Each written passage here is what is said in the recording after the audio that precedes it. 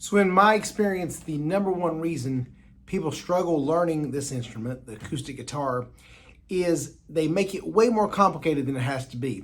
Maybe you've seen somebody on stage or in a concert, or somebody like a Keith Urban, John Mayer, or somebody, and they're doing so many things up and down the neck of this guitar, so many strings, you're picking with this hand and you're pressing with this hand, and it just gets overwhelming. I'm going to help you out and show you a solution to that. My name is Matt McCoy. I try to make guitar as easy as possible. I've taught people all over the world, and I show my simple approach, how you too can absolutely learn this instrument. You don't have to get great overnight, but if you want to play chords, and we'll talk about that in a second, and learn the basics, that's what I like to teach. Anytime you press it, you pluck with your hand or pick a string that's a note. When you press certain things, it just makes the guitar have different notes. You have 6 strings on the guitar. Each of these squares is called a fret. So you might press the first fret. If open means you just play it by itself, first fret, second fret, third fret, and each time you press it in a different spot makes what's called a note. When you put certain notes together, you make what's called a chord.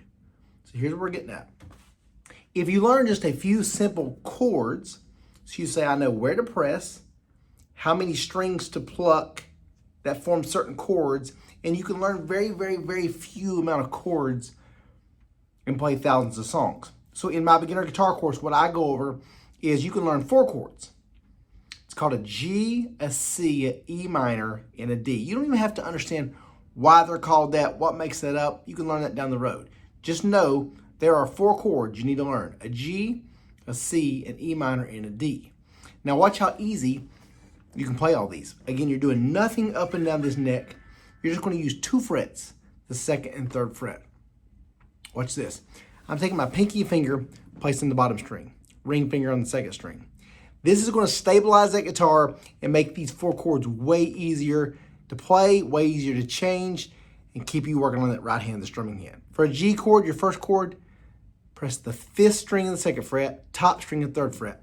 You take your right hand, or whatever your picking hand is, and strum down all 6 strings.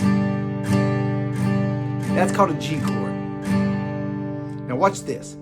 The challenge for a beginner, in my experience of teaching people, is when they have to switch chords, take all their fingers off and switch to another spot, it's so slow, it throws off the rhythm of the song, and they get frustrated and they quit. Watch this though. To go from a G to a C, all you're gonna do is move your top 2 fingers each down 1 string. So right there to there. And now strum all the strings except the top 1. So now you get your first 2 chords. Some songs are even just 2 chords. If I'm a beginner, I'm gonna do that back and forth, 4 count. 1, 2, 3, 4, 1, 2, 3, 4, 1, 2, 3, 4, 1, 2, 3, 4, 1, 2, 3, 1. So right there. So now your first 2 chords. The 3rd chord you want to learn is called a D chord. Watch this. Right there's a G, slide down C. For a D, simply put your first finger on that 3rd string of the 2nd fret, and now strum the bottom 4 strings. And again, the exercise will be going back and forth between those 3 chords.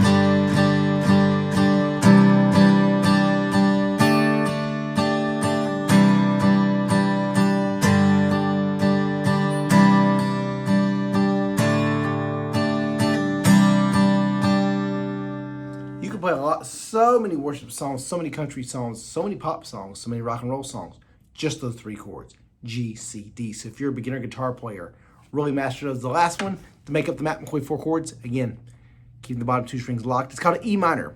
You press with 1 finger right in between the 5th and 4th strings, the 2nd fret. If you have smaller fingers, you can do like this. Either way, right in between.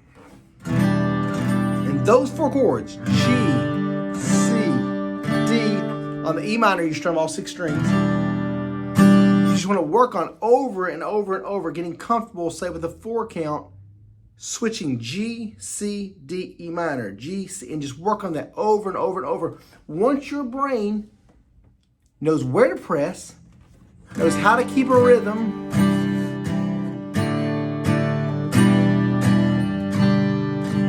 you can play the acoustic guitar. That's how I teach. I have digital song books. I've got beginner guitar courses. I've got 3 guitar courses. A beginner guitar course that goes into more detail what I just showed you. an ultimate strumming course that shows you how to use that right hand. And then I have a guitar course called Tips and Tricks course that shows you how to get your songs sounding a little more advanced. A few things you can do to fancy up your songs instead of sounding all the same. So if you're new to guitar, welcome aboard. Thank you for stopping by the channel. I would love to be your guitar teacher. I always say I'm not trying to make somebody John Mayer or Keith Urban or Brad Paisley.